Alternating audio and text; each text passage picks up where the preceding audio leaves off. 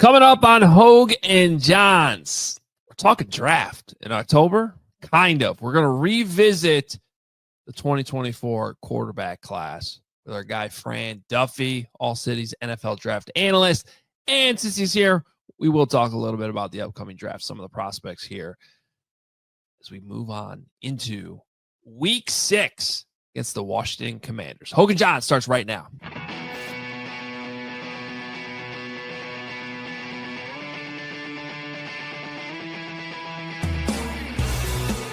What's up? Welcome in. Hoge Jahns with you. Still somehow 5 days away from a Chicago Bears football game. It's a long bye week. It is. It is. I guess it was needed, but I am ready for football. We will be at Hallis Hall today. Caleb Williams speaking to the media.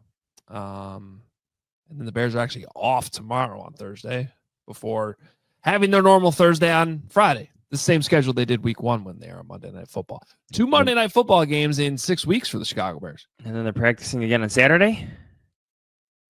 Correct? Yes, that's their Friday. Then Sunday is their Saturday, and then Monday is their Sunday. That's not confusing at all. It's not confusing. We're on top of it. We're ready to go. We will have our preview episode for you on Friday. It'll be our normal Friday. That's how we'll schedule that on our end.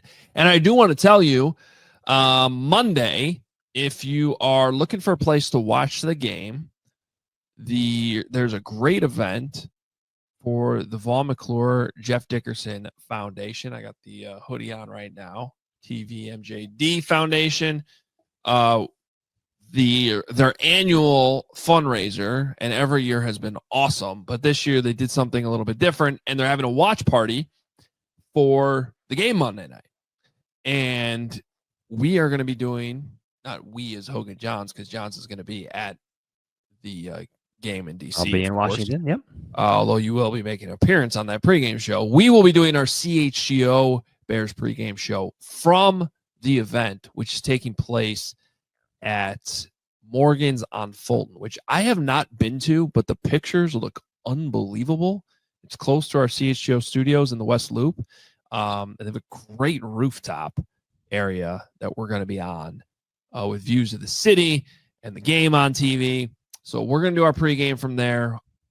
I'm going to at least hang around and watch the first half there before we have to head back over to our CHGO studios for the rest of the game and postgame and all that. So if you're looking for a place to come hang out, watch the game, and help support a great cause, 2 of our great friends that we lost way too early in Vaughn McClure and Jeff Dickerson, it's a great opportunity to come out and hang out in the West Loop on Monday night. Great.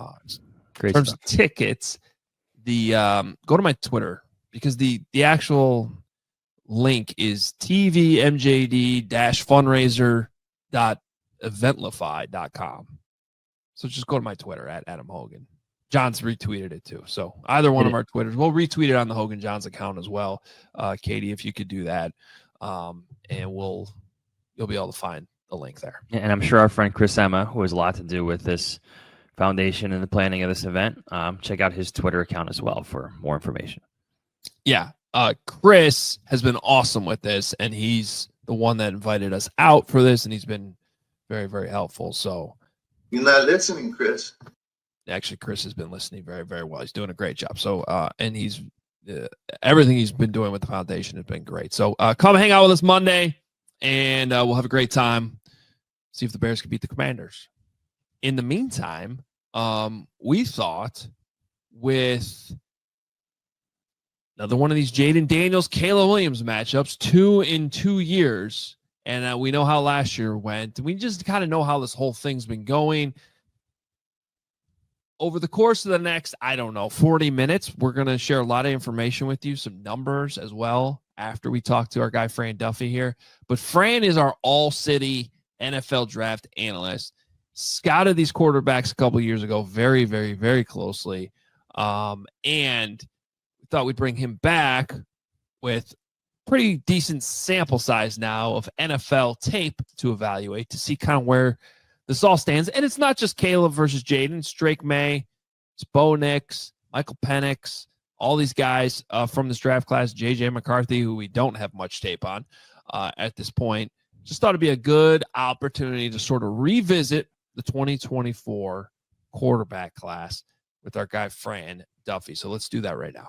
All right, excited to welcome Fran Duffy to Hoge Jahns for the first time. Certainly been on CHGO a lot, but as Hoge Jahns joins forces with All City, needed to have our All City NFL draft analyst on with us. Fran, welcome to the show. It's an honor to make my debut journey here with Hoge Jahns. I'm excited, guys. This will be a fun conversation. An honor. Save that description for later in the show. We'll see how you feel as this goes on. We wanted to talk quarterbacks a little bit. Obviously, the Bears have Caleb Williams. They're facing Jayden Daniels this week. So let's go in the time machine a little bit. Like, can you take us through your rankings a year ago? Like, who was your number one? Where did the separation, come from? Just take us through it if you can. Yeah, for me, it was a great quarterback class, and obviously it was like a record in terms of how many went in the top 15, went in the first round. I had Caleb Williams at 1 and a clear number 1. I had Jayden Daniels at number 2, a clear number 2, and then I had a cluster where it was Bo Nix, J.J. McCarthy, and Drake May in that order, and it was those three were like extremely tight in terms of my overall grade. And then I had Spencer Rattler and Michael Penix right after that. So I think just looking at Williams and at Daniels, and certainly watching them since they've been in the NFL. Very interesting in that they kind of fall into the two archetypes of passer that we're seeing enter the league right now, where it's like, all right, seasoned vet guy with 55 starts, in terms of Jayden Daniels, and then player who was like the prodigy. He was the next one. He was the Caleb Williams number 1 recruit, and he came out as a third-year player. He had 33 starts, which is nothing to sniff at, but not a guy that had the same level of experience that Jayden Daniels did. And that's kind of what we're looking at in today's landscape of college football and the draft. So let's talk about Jayden first here. The fans know Caleb, but we'll get into Caleb in depth too. But yeah, what has Jayden Daniels confirmed for you from your pre-draft reports, and what things has he surprised you on, or over-delivered, or under-delivered, however you look at it?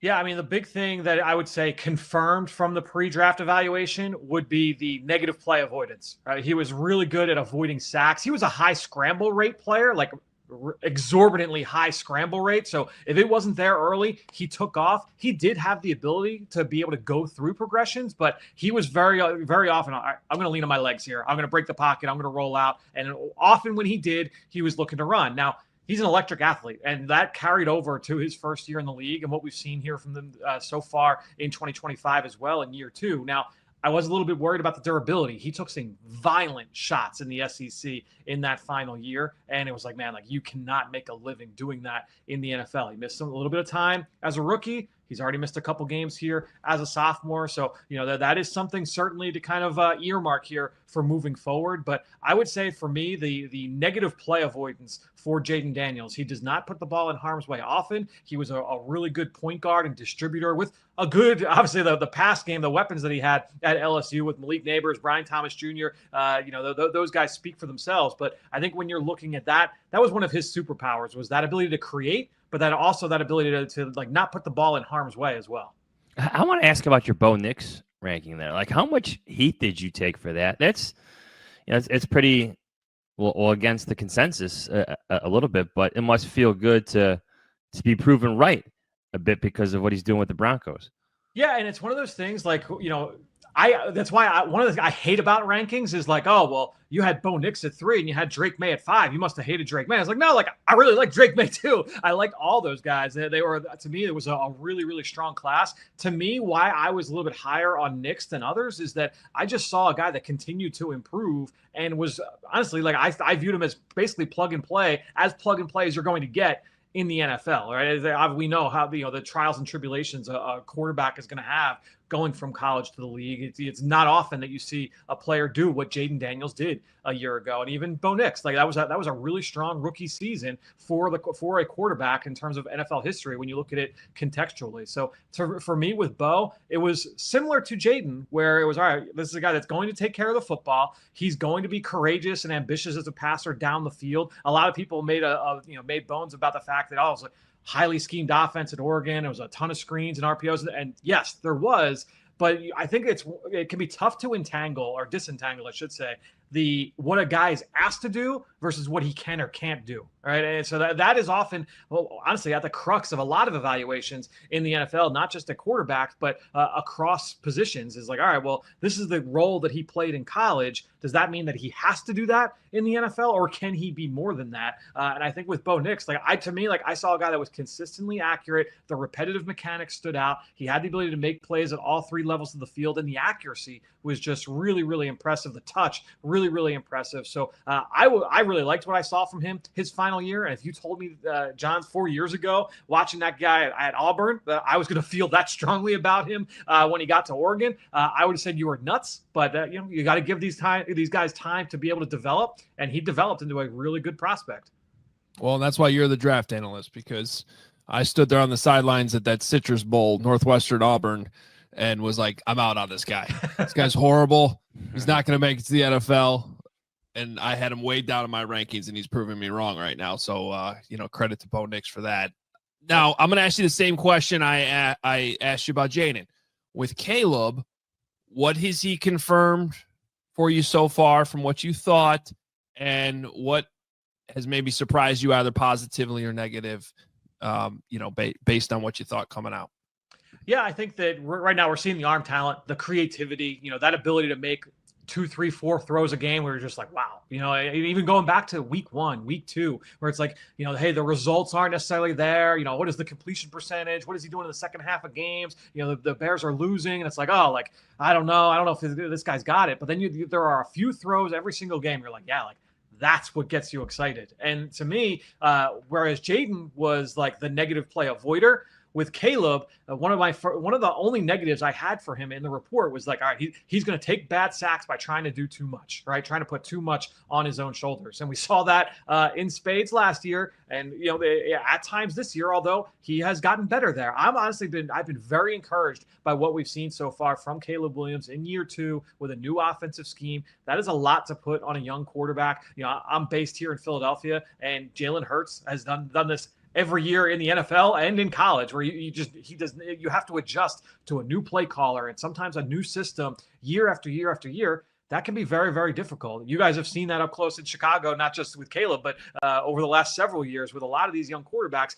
It's a tough ask. So for me, with what we've seen from Caleb so far this year, I've been very encouraged. He's cut down on some of the negative plays. You're still seeing some of the wow stuff.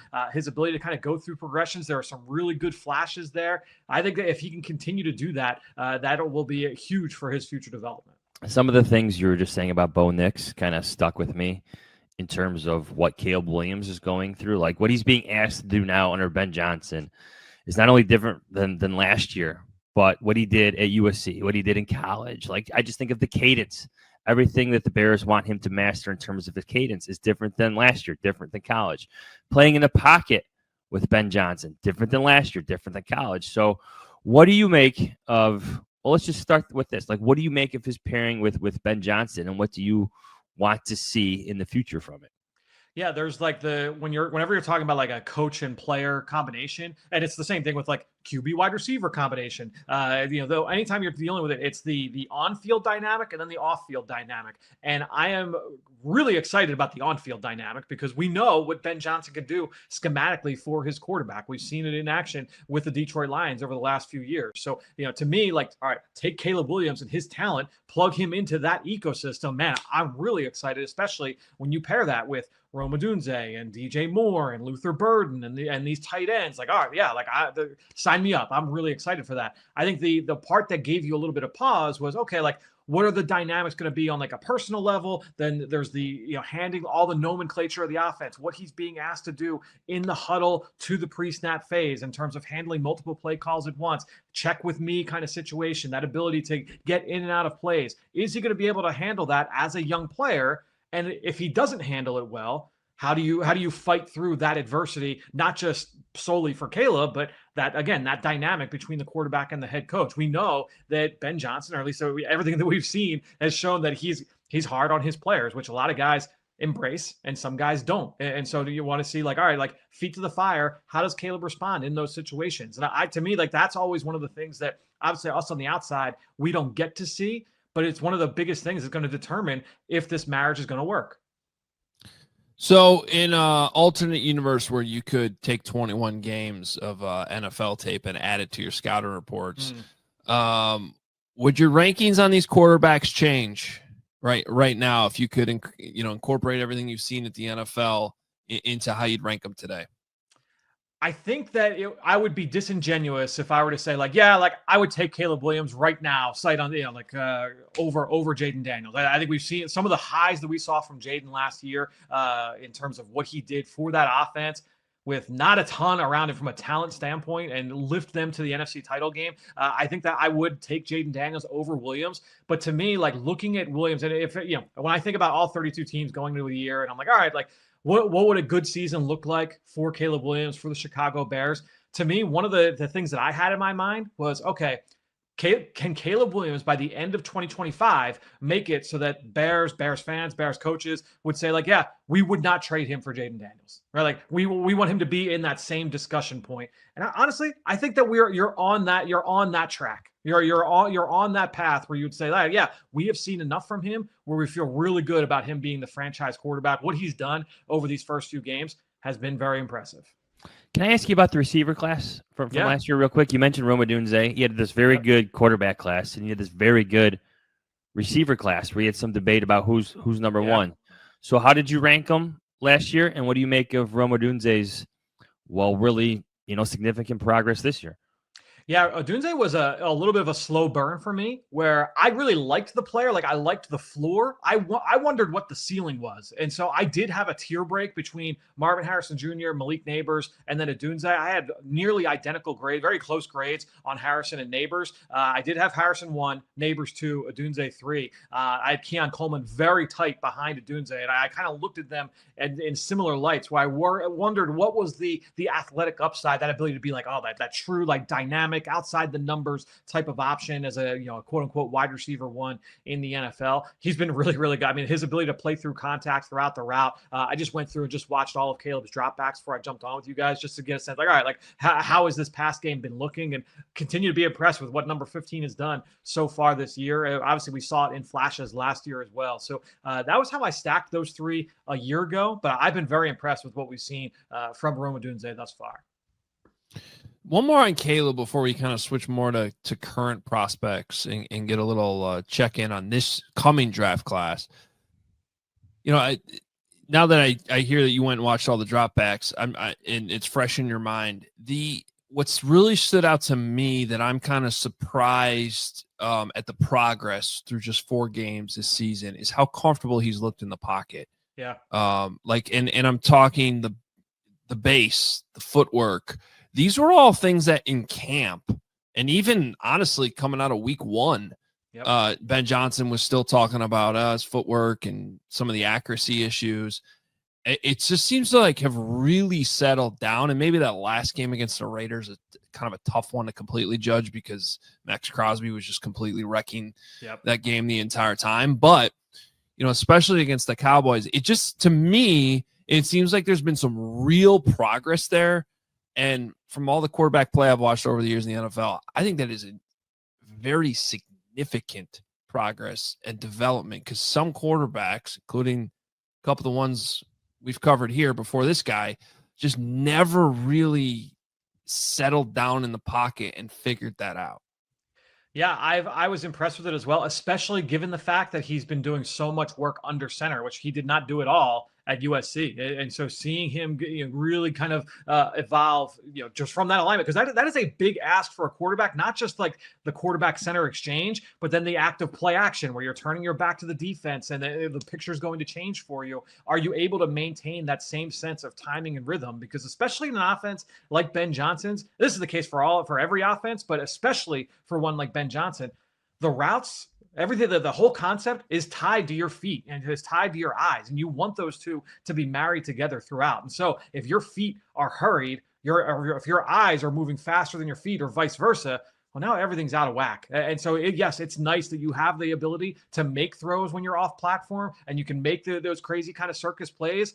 You want to be able to live in a world where you are playing within structure, you are playing within rhythm. And that's one of the things you love about what Jayden Daniels can be, or what Caleb Williams can be, is that he has got that ability to play within structure. But then if things do break down, Max Crosby comes in, he loops, he beats the right tackle inside. Now all of a sudden he's right in the quarterback's face. All right, now Caleb's got that ability to create, and he can make plays on top of that, make the gimmies, hit on all that stuff, but then also make the X play on top of it. That's when you're cooking with gas as a quarterback. So one of the things the Bears are focusing on, or we're going to focus on during this bye week, was their run game. It's not good, and we just saw Ashton Genty for the Raiders run all over the Bears, and we know that Ben Johnson really, really liked Ashton Genty, like everybody did coming out of the draft. Yep. So, when you're watching running backs this year, who's standing out? Who should Bears fans be watching? Who should we be watching as, hey, that guy would look really good in Ben Johnson's offense? Yeah, it's a little bit lighter, I would say, than last year. Obviously you had Ashton Genty, but you had a Marion Hampton, you had Travion Henderson. It was a pretty good running back class last year. I would not put this year's group up on that level from what we've seen so far. Obviously, it's still we got half a regular season left in college football. The guy that I would point to, and I think most people would point to, is that's the guy that can be that feature back. Is someone in your neck of the woods with Notre Dame's Jeremiah Love, third-year player, true junior. And to me, when I look at Love, he is like coach's catnip, right? He's got the explosive ability, like his speed in the open field, that really impressive burst through the hole, but then also the effort in pass protection, the vision, the patience, that ability to always hit his landmarks in gap schemes, but then also the patience in the zone run game, the ability to create yards for yourself. He can impact the pass game as a receiver. He gets hurt late last season as a true sophomore, gets hurt down the stretch for Notre Dame. They go on this playoff run. He doesn't miss time. He stays in there, and all right, hey, I'm not as effective as a ball carrier right now. What else can I do? How else can I impact this offense? All right, we have Riley Leonard and his legs. We're going to use the quarterback run game. Use me as a lead blocker, and you see him out in front, just selflessly laying out in the line. He's a cover guy on special teams, not just as a freshman, but as a sophomore, going through that on the playoff run. So to me, there are a lot of markers for all the intangibles you're looking for at that position. So high floor, high ceiling, Jeremiah Love. He's the guy that I'm most invested in as a running back for next year's class. I think after that, it's kind of all right, what can this guy be? Jonah Coleman from Washington has been extremely productive. This guy's got a great nose for the end zone. I would say he's kind of like a beefed up Khalil Herbert. That was one of my comps for him when I studied him in the summer. He's that style of back. He's compact. He's really strong through contact. He's going to make guys miss in the same ways that you saw with Khalil Herbert. Does he have ultimate athletic juice, enough to be that guy? I'm not quite sure, but I do think that he can definitely find a role. Then you go to the other side.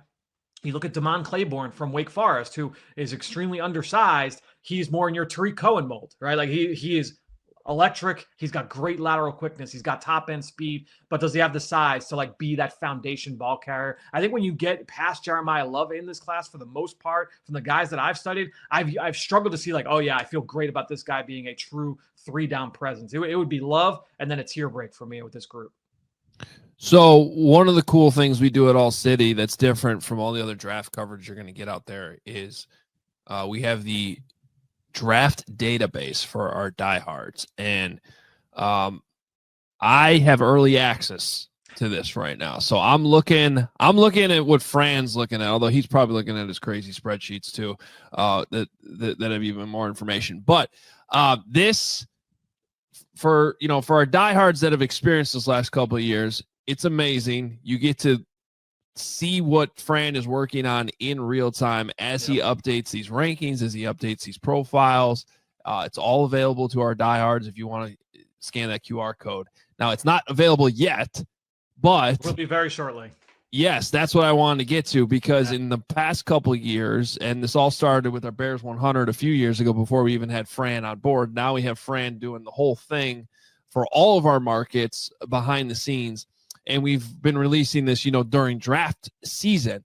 But for the first time, the plan is to get this out very, very soon while the college football season's still going on. So if you're sitting there on Saturdays watching games and you're just wondering, hey, who should I be paying attention to in this Alabama game or whatever you're watching, you're going to be able to go through here.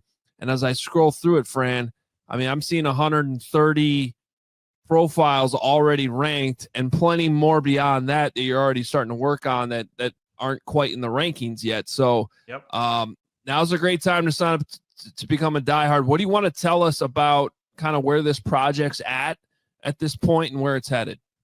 Yeah, I mean, we are just shy of 150 full profiles written up, which is that's when I've done like all the, not all the film work, but extensive film work where I feel good writing a scouting report on a player. So like I said, about 150 of those. Then you get past that, and it's like, all right, there are players where I've done the statistical background, and then the bio stuff. That's all. Anyone that I've done research on, it's in there. And you mentioned like it's a live look at where I'm at in my process every single day. When I'm in there and I'm like, all right, I'm writing up a player.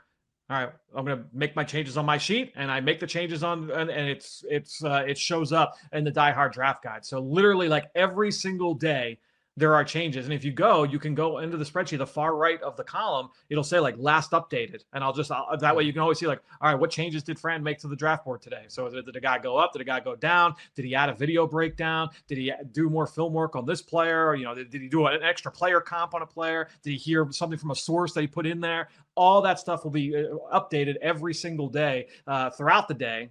It's going to be really fun to kind of go through the entire process in this way. How many pass rushers do you feel good about right now? Yeah, it's asking for a certain team.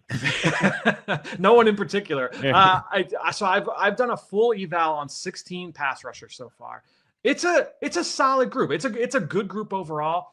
Ruben Bain Jr. from Miami has been one of the best players in college football this year. So now, depending on where you think, like you had to guess. Where do you think Chicago's range draft wise is right now? Like if you had to pick, like this is where they're probably going to end up by the time we get to April. 15, 16, 17, 18, somewhere in there. Seems like a safe bet.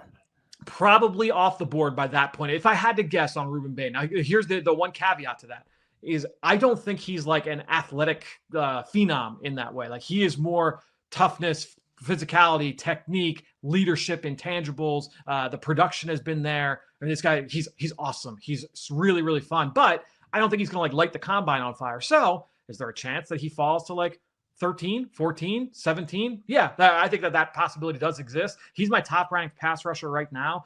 So you would say, all right, top-ranked pass rusher. He's probably going 8, 9, 10, like something in that realm. So I think it'll be interesting to see like how that kind of changes, how that discourse changes around Ruben Bain as we go. But I would say most analysts right now would say he's been one of the 2 or 3 best players in the country, regardless of position so far this year. How about tackles too? Because the Bears, I don't know if they're going to be able to figure out the tackle. Specifically left tackle. Yeah. So I would say 3 of my highest graded players from the summer coming in, like 3 of my top 10 players coming in, were offensive tackles. I had Caden Proctor from Alabama at the top of that list, Spencer Fano from Utah, and then Francis Mauigoa from Miami, all really, really high on that list. I would say that Caden Proctor is underwhelmed so far this year. It was a really slow start. It wasn't a great start for him. You go to that Florida State game, it was not pretty. He has turned it around in recent weeks. You look at that Georgia game, certainly last week against Vanderbilt, he is starting to get better there. So I think when you look at Proctor, outstanding size was he was at the top of Bruce Feldman's freak list this past summer in terms of like what he is at that size. It's like ridiculous. He's power personified, moves people off the ball. There are lapses with his technique. There are questions with his athletic upside. Like overall, like, what is he like bottom line athletically when you're a guy that big? So some people think he's Orlando Brown, who was a 3rd round pick. But I think when you're looking at Proctor, he's a certain kind of player in terms of like, he's more run game focused than pass game focused, but really, really impressive prospect in my mind. Francis Mauigoa has been a right tackle traditionally, does have a bit of a left tackle skill set. Fano from Utah, those guys are kind of the same archetype where it's a lot of skill, slightly undersized, not like a plus athlete, but I had higher grades on those guys than I did when Darnell Wright went, in that area of the draft, right? So to me, like I like all 3 of those players more than I liked Wright a year ago. I think all 3 of them would be upgrades for what the Chicago has right now. And I'll ask you about a local prospect because every 3 or 4 years, Northwestern has to put a first-round offensive lineman into the draft with questions about arm length. So I'll ask you about Caleb Tiernan, and as we've hit that part, that cycle of every 3 or 4 years, here comes another one. What do you think about Caleb? I'll tell you what, man. Like I've only done one game so far. It was the Oregon game against Mateo Uiagalelei, the pass rusher from Oregon, third-year player who a lot of people have as a first-round pick. I think it's possible he ends up in the second round, but he's a top 50 type player. I said, all right, let's watch Tiernan. I hadn't done him yet. Let's watch him, dude. I was thoroughly impressed by what I saw from this kid. Yeah, he's technically sound. He's really athletic in terms of like effortless out of his stance. He's got the ability to make any block that you need. He's not like uber powerful, but to me, like more than checks the box from a play strength standpoint. I think especially for a zone blocking scheme, I think that he's going to be a great fit in the NFL. So maybe he's not like the archetype that we've seen from the Ben Johnson offensive lines in years past, where it's been like pure like brute strength, brute force, blunt force trauma at the point of attack. But to me, like really well-rounded prospect. Like and again, one game, small sample, and it says that in the report. From what I've seen so far, he looks like a first-round quality tackle, but I do want to continue to watch more as we go through the rest of the year. I know there's a lot of college football still left to be played, but are there any prospects that you're starting to like really fall in love with? Like, hey, this, like if I'm building a team, if I'm a GM, this is a guy I would want on my roster. Yeah, there are a couple, certainly. The one that comes to mind, probably not a fit for Chicago, just given the fact they just took Colston Loveland, but Kenyon Sadiq from Oregon is a first-year starter. They had a tight end that went in the second round, Terrence Ferguson to the Rams last spring, and they had another tight end, Justin Herbert's younger brother, ahead of Sadiq on the depth chart as well. So he was the third tight end and was a flash player. He had like a dozen catches a year ago. And when you watch him, you see a couple of these plays, and you're like, man, like, this guy is crazy athletic. He's hurdling defenders against Penn State and running in for a touchdown. Like, all right, like plus athlete. Great. All right. So he's a move tight end. And then I went back and watched the film in like late May, and you just see this guy get after it as a blocker. And you're like, all right, like he's not a inline tight end because of the size. He's like 6'3", 240, something in that realm.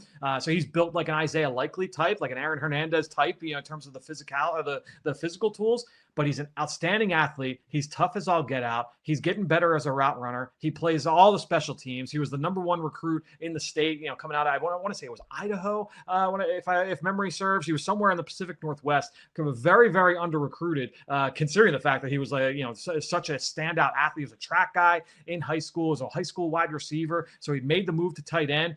But man, every single time I watch Oregon this fall, he stands out in some way, shape, or form. Like, as a blocker, he's getting guys on the ground left and right. There was one game early on this season where he had to have 4 or 5 pancakes, and it's, again, he's not like hand in the dirt, like working against the defensive end, play side power, but working up to the second level, used as a wrapper on counter plays or out in the perimeter on screens. Like, this guy is getting after it, and just an outstanding pass catcher. What he does with the ball in his hands, like they're going direct snaps. Like, they're very, very creative and fun on offense. So Sadiq is probably one of my early favorites so far for this group, regardless of position. One more for you, Fran. This doesn't have to do with the Bears because they won't really be in the market for quarterbacks, but people like to hear about quarterbacks. I love who's at #1. I guess I'll give it away right now. Always subject to change, of course. But right now, that as I'm looking at the draft database, 2 years ago, my Wisconsin Badgers were getting ready to play LSU in the Outback Bowl. I don't think they call it that anymore. But Jayden Daniels wasn't playing. Malik Neighbors came in and played like he got his catch or two to set the LSU record and then left the game, which I didn't love. But Garrett Nussmeier ends up playing in that game for Jayden Daniels and looked awesome. Yep. I mean, I was watching that game and I was like, this dude looks like a professional quarterback right now. Yep. I love this dude. Tell us about Garrett Nussmeier, who, as of right now on October 8th, as we're recording this, you have at the top of your list. Yeah, and to me, look, he has not been as good this year as I would have liked to see. And so I do think that there is going to be some shakeups here as we go through, I think, with this quarterback picture. But as we sit here right now, he is my top quarterback for the guys that I've studied. I know a lot of people are starting to elevate like Dante Moore from Oregon. Like I want to continue to get more of a sample on those guys before I before I go that high with Dante Moore. But with what I've seen from Garrett Nussmeier this year, I've watched a couple games and then going back and doing the full study this past summer, I really like what I've seen. This is a guy that has the ability to throw with accuracy at all three levels. His touch is outstanding. The decision making, that's the big question. I compared him to Tony Romo. I know there's comparisons out there to Baker Mayfield. The gunslinger mentality. That's hey, I'm going to try and fit this into this tight window in the middle of the field as I'm rolling to my right, throwing across my body in the third quarter when I'm up by 10. In midfield, and I'm going to set the other team up with great field position if I throw this pick, but I'm going to try it anyway. He's got to cut some of those out. I was hoping that we were past it after last year, his first year as a starter, but he that's cropped up here once again this year. Again, still plenty of football left. I will say this is an offensive line that's replacing 4 starters. It's a team that still cannot run the ball. They had to replace a couple of their top receivers from a year ago. I know a lot of people have come down on that offensive coordinator from last year into this year. So the environment around him, not ideal, but still, I would have liked to see him make a little bit of a better jump on a more consistent basis than what we've seen so far. That said, I still have a lot of faith. I'm not turning the light off and shutting the door on Garrett Nussmeier. I do think that he's got starting potential. Now, is he as high a ceiling as Caleb and as Jayden Daniels, the guys that we started this conversation with? No, but to me, if we're talking, he could be a top 20 quarterback. That's a guy that goes that should go in the top 10. Honestly, it's the same grade I had on Bo Nix, and I feel good about that grade on Bo Nix. I don't think that he's going to be a top 7 quarterback in the NFL, but if he's a top 15 quarterback, that's a guy you take in the top half of round 1. Fran Duffy, the absolute best all-city NFL draft analyst. Make sure you're following him at FDuffyNFL. That's where you can get all of his coverage on Twitter, and the draft database is coming your way soon if you are a diehard. So if you're not, better go sign up. Thanks, Fran. Appreciate it, guys. Our honor, Fran. Our honor. Looking forward to the next one. All right. Awesome stuff with Fran. You're going to be hearing a lot more from Fran Duffy, obviously, as let's slow down a little bit. We're 6 months away from the draft, and we don't want to get too close to it right now, but he's an awesome resource we have here, and you'll hear him more on Hoge Jahns. We got some numbers to share with you coming up, but first. All right, Adam, you know what time it is. The world's gone soft. Everybody gets a trophy just for showing up. Everything needs to be bubble wrapped, and soda used to have some kick. Now it's all about pretty colors and easy fizz. RC Cola, the drink of Hoge Jahns, is not a soft drink, just damn good cola. It's the original cola that doesn't fold under pressure. It's the OG cola in the world of spineless soft drinks. No trends, no gimmicks, no glow up.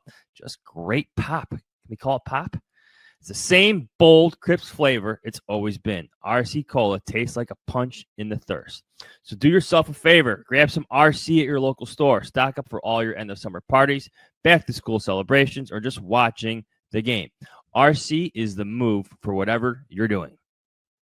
And our friends at Sunnyside Dispensary are here to elevate your football season. Sunnyside is your home for judgment-free shopping. They have a crazy selection with over 100 different strains to choose from, with easy online ordering and in-store pickup wherever you're at in Illinois. Sunnyside has a location for you. They have spots as far south as Champaign and as far north as South Beloit along that Wisconsin border. You can also check them out in the city, River North, Wrigleyville. Stop in the store nearest you for expert guidance from their staff. Or if you want to do everything online, you could just visit sunnyside.shop for bright buys every day. That's including 50% off your first 3 online purchases. How do you do that? Enter promo code HICHGO at checkout to qualify. And if you happen to be a returning customer already, use code CHGO50. Exclusions apply. Sunnyside Dispensary, bright buys every day, only for 21 plus or Illinois medical card holders at Sunnyside Dispensary. Go check them out. All right, it is time, coming off the heels of that conversation about the quarterbacks, to talk some numbers. Some numbers to think about, presented by RC Cola. RC Cola is not a soft drink, Johnsy. It's just damn good cola. So, anyway. Point is, those are some numbers. That's right, Bob. Some numbers to think about. And we're going to bring in our producer, Katie Langen, to help share some of these numbers right now. Hello, Katie. Hi, guys. I'm excited. This is my big break. All right. Here's everything rides on this segment, Katie. All right. These are all courtesy of Next Gen Stats. The Bears offense has used 12 personnel, 1 running back, 2 tight ends on 31.2% of their called pass plays this season, the 5th highest rate in the NFL.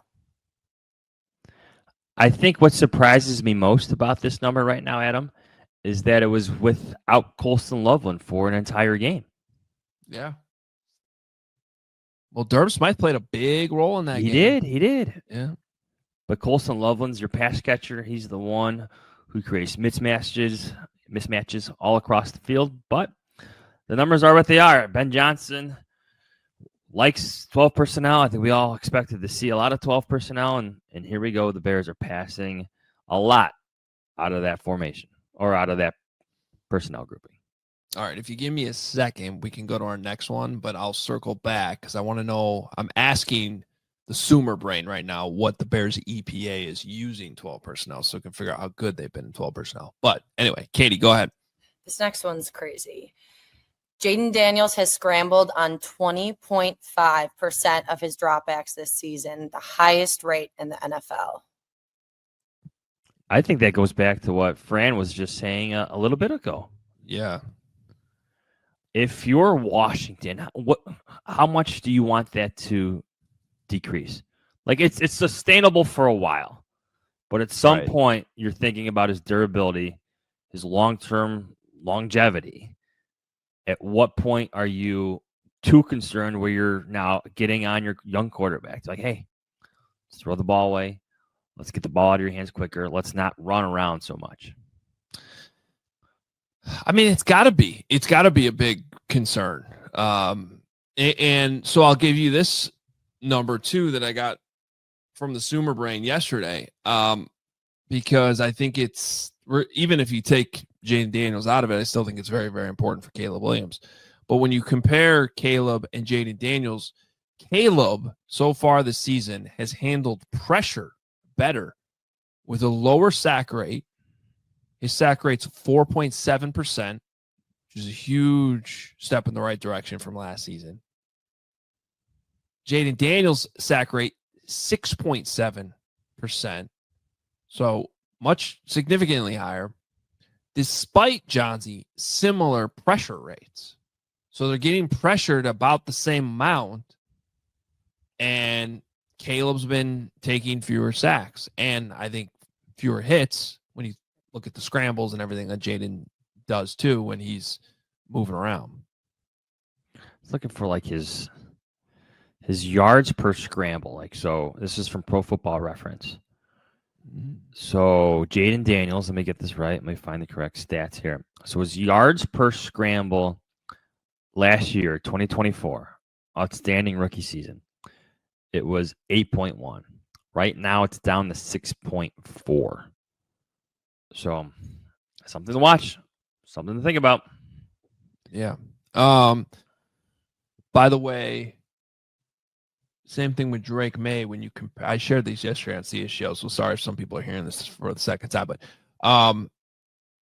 Drake May's sack rate is 7.7, and again, they face identical pressure rates. So when it comes to handling sacks, which was a huge focus of the season, that it's been a good step in the right direction. By the way, following up on the 12 personnel, Bears rank 15th in the NFL in EPA per play using 12 personnel this season. So they're doing it the 5th most, but their EPA is 15th when they're doing 12 personnel. By the way, it is still a positive EPA, so it's not like, but it's just sort of been league average so far in terms of their efficiency when they're actually in 12 personnel. I think the hope and the plan is for that to improve when Colston Loveland is healthy and the offense is functioning the way that Ben Johnson Well, wants it to, envisions it to. They need to get more out of Colson Loveland for a million different reasons, but mainly because I'm tired of watching Tyler Warren score touchdowns in Indianapolis. It's a conversation we'll have another day. I mean, we could have. I thought about bringing it up with Fran, and I'm like, yeah, we'll just skip that for right now. We'll give that more than a 4-game sample size. 5 for the Indianapolis Colts, though. But boy, Tyler continues to look good, being used in a million different ways. The offense he's been. When you use a first-round pick, you want to see the guy on the field. You just said you weren't going to talk about this. I know. I am talking about it, and I'm not going to give it up. Sorry. All right. We got anything else? See, Katie's putting some more things in the chat. I think we're good on the numbers. Yes. Right, Bob? Are we good on the numbers? Point is, those are some numbers. All right. Fun show, good opportunity before things. I mean, we're kind of getting underway at House Hall this week, but with 5 days to go until the game, seemed like a good opportunity to check in on some of this draft stuff. We'll put all that on hold now for a while, at least the 2026 draft stuff. Obviously, the quarterback conversation will continue and will be a focal point Monday night and especially on Tuesday morning across all shows. We will be back Friday to preview this game in depth, talk about everything. I've been watching a lot of Commanders the last few weeks and this just the last couple days, John. I will say this about that game against the Chargers. I'll just a little tease for Friday. Little bit of a deceiving game. Little bit of a deceiving game if you just go, oh yeah, the Chargers were up 10-0 and then they disappeared and the Commanders scored 27 unanswered points. That is what happened. But we'll get into it a little bit on Friday. I'll use that word deceiving. It was a little bit of a deceiving game just based off of the score. All right. Any final thoughts? Ben Standig will be joining the show on Friday morning. Yes. Ben's been on the show before. He covers the Commanders, does a great job. We'll hear from him and go in depth on this one, make our picks for the weekend as well. So don't go anywhere. In the meantime, we'll have you covered on CHGO all week long, of course. Hear from Ben Johnson and Caleb Williams today. Show at 1 o'clock Wednesday, Thursday, and Friday. There is a CHGO Bears show this Friday as well. So a lot of coverage coming your way in the lead up to Monday night. And again, if you want to come join us Monday night at the Vol McClure Jeff Dickerson Foundation event, watch party. It's going to be a lot of fun. Go check out the Twitter at Adam Hoge, at Adam Jahns, at Hoge Jahns. Get the link there. Come hang out. There's some cool raffle tickets as well. Lots of great ways to support the cause. So appreciate, even if you can't come out, I think you can buy those raffle tickets. So check it out. We appreciate all of the support. We'll talk to you on Friday.